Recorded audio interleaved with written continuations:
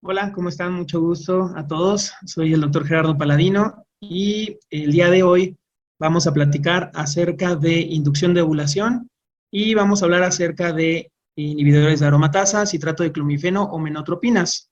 Platicar, pues, cuál de estos tres tratamientos pudiera ser el de mayor elección o dependiendo cuál podríamos tener indicado, ¿no? Pues gracias a este hombre, Frank Palopoli, médico pues, estadounidense con herencia italiana, pues desde 1950 pues descubrió esta molécula, el citrato de clomifeno. Sabemos que es una piedra fundamental para pues todos estos ayuda que podemos darle a las pacientes para lograr embarazos. Entonces, imagínense, pues prácticamente cuánta ayuda hemos tenido a lo largo de estos años para lograr el embarazo en estas pacientes, ¿no? Pues bueno, acerca de la inducción a la ovulación, ¿cómo vamos a definir la inducción de la ovulación? Pues bueno, es una respuesta ovárica a una estimulación exógena por medio de algún método, ya sea directo o indirecto, principalmente algún fármaco para promover de algunos ciclos anovulatorios a ciclos ovulatorios. Y menciono esta palabra indirecta porque pues puede haber algunos mecanismos que pueden ayudar para lograr la ovulación en estas pacientes, ¿no? Vamos a llamarle la pérdida de peso, metformina, algunos otros métodos que indirectamente no van a ser estos tres medicamentos que estamos platicando, que platicamos en el inicio, ¿no? La principal indicación, pues, va a ser en eso, ¿no? Pacientes que tienen anovulación, pacientes con oligoovulación, y, pues, bueno, el principal propósito de estos tratamientos, pues va a ser inducir el desarrollo mínimo de un folículo, y eso es casi todas las guías ya nos están platicando, o es lo que quieren, ¿no? Que de menos un folículo para lograr esta ovulación, ¿no? La diferencia, porque podríamos tener como esa inquietud o en esa duda de una estimulación ovárica controlada, pues es que la estimulación ovárica controlada es una hiperestimulación en la cual vamos a tener el desarrollo de muchos folículos, a diferencia que esto pues, va a ser obviamente para tratamientos de alta complejidad. Vale la pena, obviamente, para poder dar estos medicamentos, pues que tengamos pues el conocimiento casi al 100% de cuál es el eje hipotálamo-hipófisis, de cómo está trabajando este eje ovárico, este eje hormonal, y saber que pues es un reloj perfecto en el cual pues viene un desarrollo de ciertos folículos antrales cada mes por un estímulo hormonal, tanto de FSH como LH, y que un folículo va a ser el dominante, el que más receptores de FSH tenga, destinado casi desde antes del inicio de esta menstruación, y este folículo va a crecer, va a comenzar a dar pues mayor cantidad de estrógeno, y este estrógeno, cuando pasamos ciertos picomoles, pues va a generar ese pico de LH, y este pico de LH pues va a ser el que nos va a provocar tanto la maduración del óvulo como la pues extrusión de este mismo, y pues obviamente la recolección por parte de la salpinge y así la fecundación, ¿no? Y esto entonces pues, es un reloj perfecto, ¿no? Es algo pues que tiene, pues se presta muy poco a errores, ¿no? Por lo tanto, vamos a ver cómo con estos medicamentos, tanto orales como inyectables, pues vamos a trabajar sobre este eje para lograr justo esto en esas pacientes que no lo pueden lograr. Hablamos de anovulación, pues vamos a ver que casi el 40% de estas parejas que no pueden tener una concepción, pues va a ser por causas de anovulación. Y pues la mayoría vamos a poder captarlas desde antes porque son pacientes que nos van a referir que tienen algún trastorno menstrual, probablemente llegan a tener 2, 3 ciclos sin poder menstruar, y pues vamos a ver que justo pues van a ser estas pacientes y está casi el 50%, ¿no? De las pacientes que van a llegar a nuestro consultorio. Y pues esto se ha incrementado a lo largo, digamos, de los últimos años, pues por cambios en el estilo de vida, cambios alimenticios, últimamente a lo mejor en redes, este ejercicio extenuante, obviamente alcohol, tabaquismo, drogas, el estrés y otras circunstancias que también nos pueden jugar un papel determinante y que pues, relativamente son fáciles de tratar, como el hipotiroidismo, la obesidad y el síndrome de ovario poliquístico, ¿no? Que vamos a ver que son la mayor cantidad de problemas anovulatorios que tenemos. Y algo muy importante de recalcar es que vemos que una paciente que tiene sobrepeso, pues tiene 3 veces mayor probabilidad de no poder ovular y por lo tanto no tener un ciclo menstrual regular. Ahora, es de suma importancia que no solamente decimos, bueno, vamos a hacer una inducción de ovulación, pues ya para que ovule, para que se embarace. Ok, no, tenemos que tratar de verificar cuál es el problema, cuál es el trastorno, por qué no está ovulando y qué está generando, porque no solo eso, ¿no? O sea, no solamente no provoca ovulación, tenemos que tener cuidado con problemas óseos, problemas en el endometrio, por ese estrógeno persistente e inclusive problemas cardiometabólicos, ¿no? Vamos a ver que la Organización Mundial de la Salud a estas pacientes que no pueden ovular los clasifica por grupos y pues aquí vemos esta indicación, ¿no? O sea, la indicación de la inducción de la ovulación pues principalmente va a estar en estos 2 grupos, ¿no? En el grupo 1 y en el grupo 2. Principalmente el grupo 2, que son las pacientes con un hipogonadismo normogonadotrópico, ¿no? Y vamos a ver que estas son las pacientes casi en un 80% de las pacientes anovulatorias. Claro, otros trastornos como el hipogonadismo hipogonadotrópico, que está en el grupo 1, hiperprolactinemia o un hipotiroidismo, pero cuidado, ¿no? Porque también el 10% de las anovulatorias se van a encontrar en el grupo 3, ¿no? Que son ya problemas en donde ya la reserva ovárica va a estar disminuida y definitivamente en estas pacientes pues no va a estar indicada la inducción de la ovulación. Pero vemos como la gran mayoría pues va a estar en causas en donde nosotros podemos ayudarlas a ovular, ¿no? Entonces, estamos viendo que este eje es un reloj perfecto, ¿no? Es un eje hormonal en donde les platiqué que tiene que haber un desarrollo folicular, tiene que haber cambios hormonales para provocar aumento de estrógeno, pasar ese umbral de 200, 400 picogramos por más de 16 horas, para de repente provocar ese cambio en la GnRH y provocar ese pico de LH, ¿no? A nivel de pues este eje hipotálamo hipófisis para provocar la ovulación. Y vemos del otro lado, del lado derecho, como una paciente con un síndrome de ovario poliquístico o alguna de las otras causas de anovulación, pues vemos como hay está como plano, como un plateo de hormonas, ¿no? Pues por lo tanto, pues son pacientes que justo en ellas, pues no va a haber ovulación.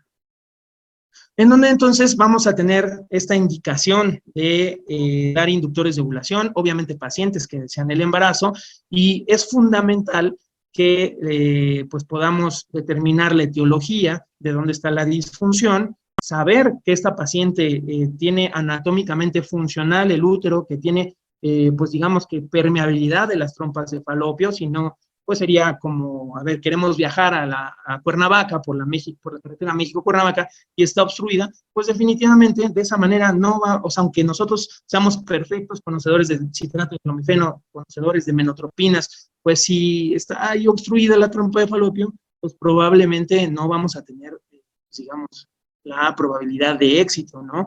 Algo también de suma importancia que casi siempre descartamos, pues es el factor masculino, ¿no? Acuérdense que cuando estamos viendo infertilidad, tenemos que ver a las pacientes y a las parejas, pues a ambos, ¿no? Saber que puede ser que a lo mejor todo está perfecto, pero tenemos un factor masculino severo y pues aunque estemos haciendo nosotros nuestra perfecta inducción, pues a lo mejor el problema radica en el varón. Siempre, siempre, siempre descartar la insuficiencia ovárica prematura porque pues no va a tener caso estar dando un tratamiento innecesario, ¿no? Obviamente pacientes tratar de evaluarlas a la perfección, ¿no? Descartar alguna contraindicación, como lo mencionamos, factores masculinos, la permeabilidad, o una paciente que tenga endometriosis o una hidrosalpinx, y bueno, esto lo voy a poner de manera controvertida un poquito, pacientes que tienen una baja reserva ovárica, una baja o conteo folicular antral, una baja hormona antimuleriana, pues son pacientes que a lo mejor hay que evaluar cuidadosamente si en verdad vale la pena realizar esta inducción a la ovulación o requieren algún tratamiento pues de alta complejidad. Muy, muy importante, descartar alguna enfermedad endocrinológica que probablemente corrigiendo la TSH, corrigiendo la prolactina, pues van a ser pacientes que van a reanudar este eje y reanudar la ovulación, así como la obesidad. ¿Cuáles van a ser los objetivos fundamentales? Yo se los estaba comentando, la gran mayoría de las publicaciones es, ¿vas a hacer una inducción de la ovulación? pues vamos a tratar de que sea una ovulación monofolicular, ¿no? Monovulación, para reducir al máximo el embarazo múltiple. Y esto nos dice tratar de no desesperarnos, porque muchas veces, lo que queremos es a la primera que se llegue a embarazar. Sin embargo, no estamos revisando la tasa acumulada de embarazo, que muchas veces llega a ser buena, pero por un periodo de tiempo. Por lo tanto, si la paciente es una paciente joven, una paciente que no está cercana a los 35 años, pues tener nada más un poco de paciencia, que la tasa acumulada al final va a hacerlo mejor, ¿no? Otro objetivo, pues, va a ser ir de lo menos invasivo, conforme va avanzando, a lo más invasivo. Y así, pues, llegar a un punto en el que estamos viendo la mejor respuesta del ovario, ¿no? Claro, minimizar el riesgo de hiperestimulación ovárica, esto principalmente en pacientes cuando se llegan a utilizar menotropinas, y pues tener ese cuidado, ¿no? Que a veces, aunque duela, es preferible hacer una cancelación del ciclo a tener un embarazo múltiple, ¿no? Y llamarlo de bebés. Y esto es lo que les mencionaba en la diapositiva, ¿no? La tasa acumulada es del 12% aproximadamente cuando estamos haciendo una inducción de ovulación. Hay algunos lados que nos pueden decir que podemos llegar hasta el 25%, vamos a cerrarlo en un 10% por cada vez que se esté intentando. Sin embargo, vamos a ver que ya sea con cualquiera de estos 3 medicamentos que platicamos al principio, pues va a haber hasta un 50% de probabilidad dentro de los primeros 6 meses de lograr la ovulación y además lograr el embarazo. Por lo tanto, pues tenemos que ser pacientes si la paciente, la condición nos lo permite, ¿no? Ahora, para contestar estas preguntas, yo creo que después de ver la presentación, vamos a poder tratar de contestar qué es mejor, si trato de clomifeno, letrozol o menotropinas. Híjole, yo creo que más bien hay que individualizar. Vamos a observar las bondades de algún medicamento, ver en dónde está fallando un poco, y así nosotros podamos tener un juicio y compararlo con lo que está diciendo, pues, la literatura internacional. El citrato de clomifeno, pues sabemos muy bien que tiene una actividad estrogénica y una actividad antiestrogénica. Sin embargo, pues va a predominar la acción antiestrogénica, que esto pues va a ser lo que nos va a provocar en el hipotálamo, pues ese bloqueo de los receptores de estrógeno para que, digamos, que está vendado los ojos y comience a aumentar la pulsatilidad de GnRH, y así la hipófisis comienza a secretar FSH y LH. De esa manera, pues va a estimular a esos folículos para que principalmente ese folículo dominante comience a crecer, crecer, crecer, y así ese mismo folículo comience a secretar estrógeno, romper esa barrera de retroalimentación y provocar ese pico de LH, ¿no? Tiene una alta eficacia. Vamos a ver que pues casi todos estos medicamentos van a tener aproximadamente un 60-80% de probabilidad de ovulación. Algo donde yo le pondría pues como las 3 estrellitas es el bajo costo a diferencia de los otros, la baja tasa de complicaciones, y que en muchas publicaciones, en muchos lados, pues, prácticamente estamos hablando que es el tratamiento de elección para la inducción de la ovulación. Está generando tasas de embarazo, ya lo vimos, 50% de una tasa acumulada, y el embarazo gemelar, cuidado, pues sí, a veces llega a ser hasta un 10%, ¿no? Algo donde vamos a hablar ahora de los efectos negativos es que es muy bien sabido que el citrato de clomifeno tiene una actividad antiestrogénica competitiva en los receptores del endometrio, ¿no? Entonces, tener cuidado porque muchas veces no tenemos ese grosor endometrial adecuado, y muchas veces ahí viene la falla, ¿no? Algo positivo, sensibiliza a los receptores de GnRH, aumenta la actividad de aromatasa a nivel de la granulosa, pero, pues bueno, tiene esta actividad también negativa en el cervix, ¿no? Una manera de utilizarlo, que no es la plática, no es el objetivo, pero bueno, hay varios esquemas, lo recomendado de 50 a 100 miligramos por 5 días, podemos utilizarlo de 3 al 7, la mayoría, si lo llegamos a utilizar, y pues bueno, tratar de no pasarnos los 250 miligramos si no llegara a haber ovulación, ¿no? Bueno, una técnica para saber si hubo ovulación, si no estamos llevando un control ultrasonográfico de la paciente, pues es pedir en el día 20 una progesterona y observar que se encuentra aumentada de menos en más de 3, ¿no? Si no, pues ir incrementando poco a poco, ¿no? Claro, no utilizarlo como dulces, como chochos de que utiliza el clomifeno indefinidamente, ¿no? O sea, saber que si es una paciente joven, estamos intentando hacer una inducción de ovulación, llevamos más de 6 meses, la probabilidad pues de éxito va a ser disminuida y valdría la pena pues a lo mejor hacer un cambio de inductor de ovulación o referirla a un especialista, ¿no?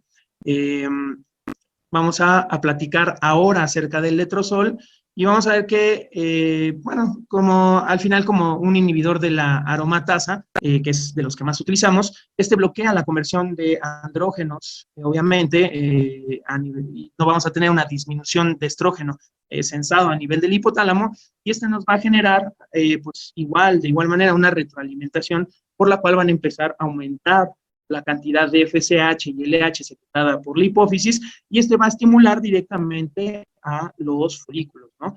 Se ha observado con el letrozol que llega a haber más desarrollo monofolicular a diferencia del citrato de clomifeno, además de que este pues llega a tener, no tenemos más bien este efecto negativo en el endometrio y en el cérvix, y actualmente la gran mayoría de las publicaciones está observando que llega a tener pues mayores tasas de embarazo, por lo tanto, pues últimamente en todas las guías se está comentando como tratamiento de primera elección en el síndrome de ovario poliquístico, ¿no?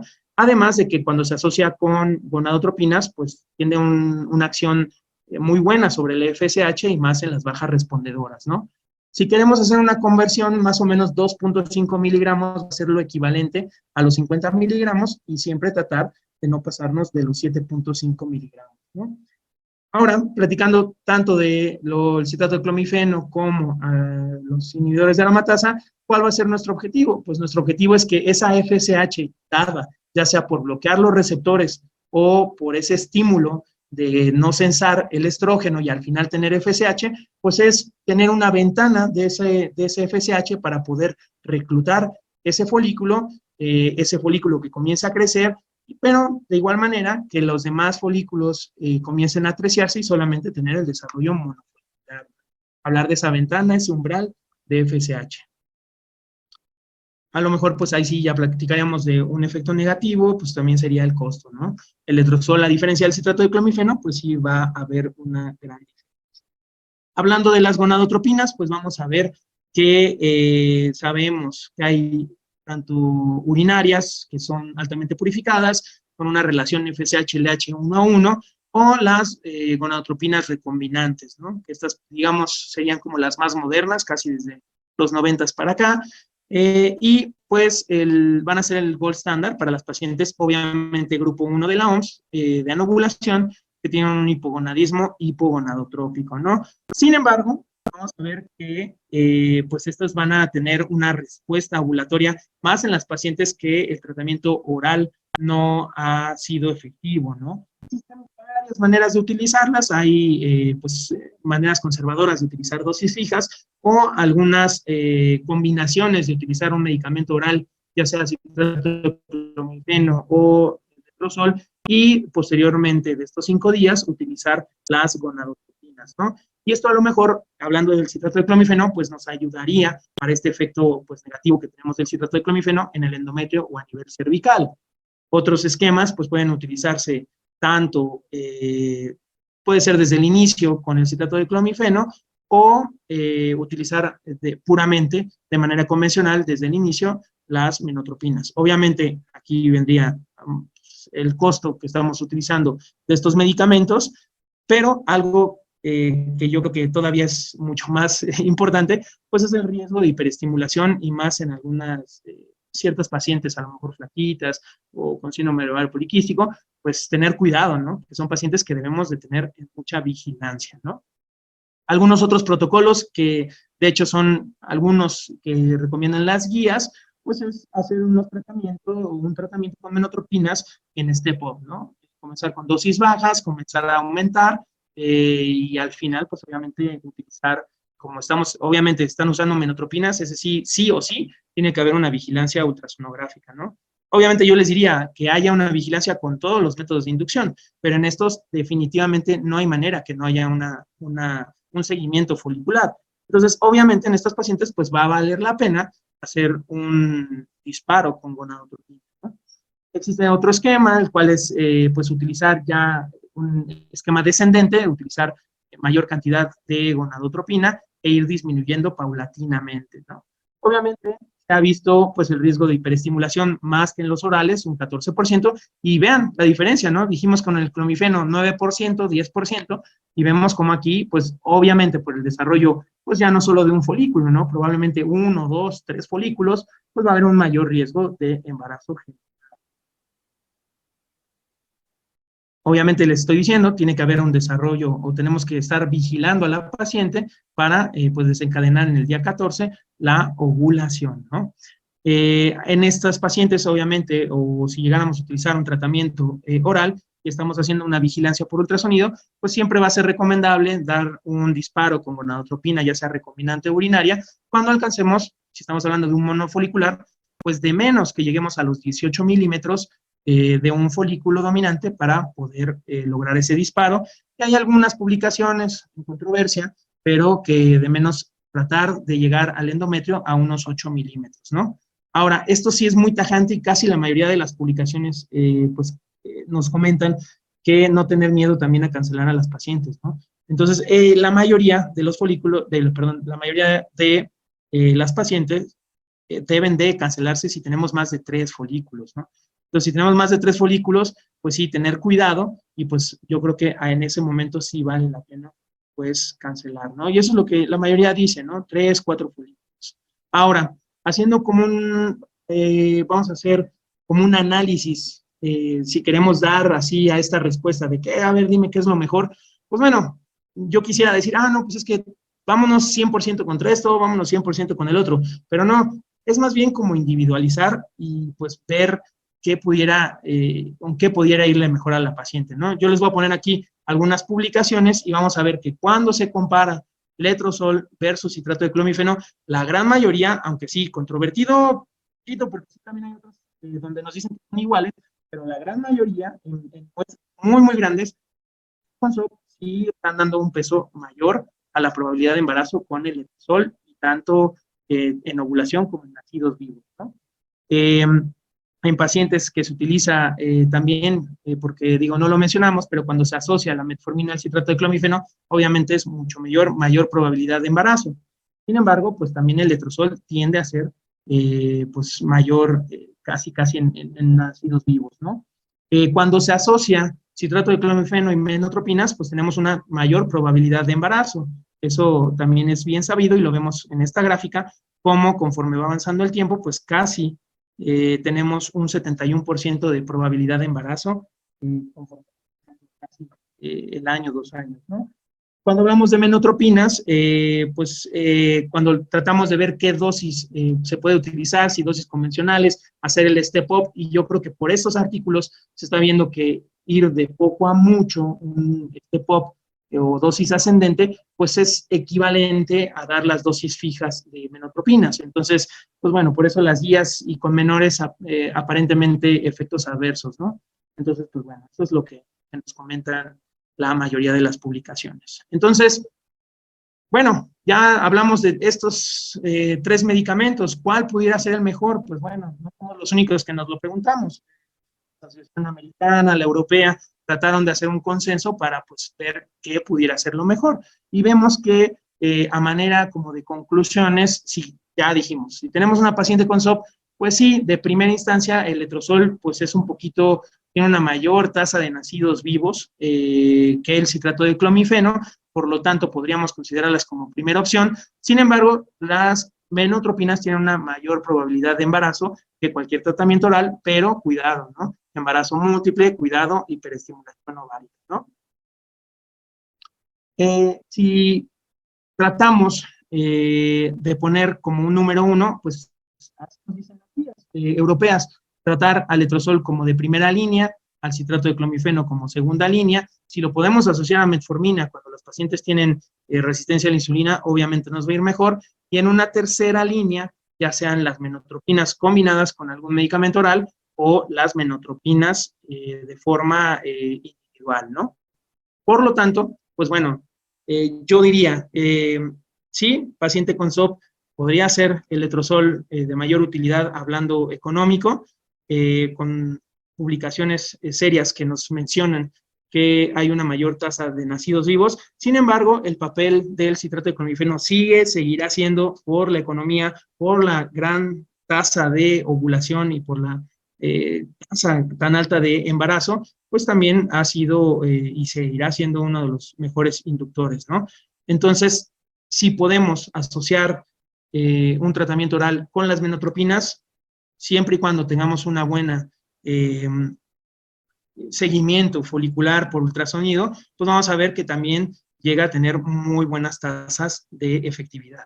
Entonces, pues, a manera de conclusión, vemos que cada uno tiene su espacio bien definido de estos tratamientos, pero hay que individualizarlo y obviamente el objetivo fundamental, pues, es el lograr la ovulación y lograr el embarazo. Pues muchas gracias.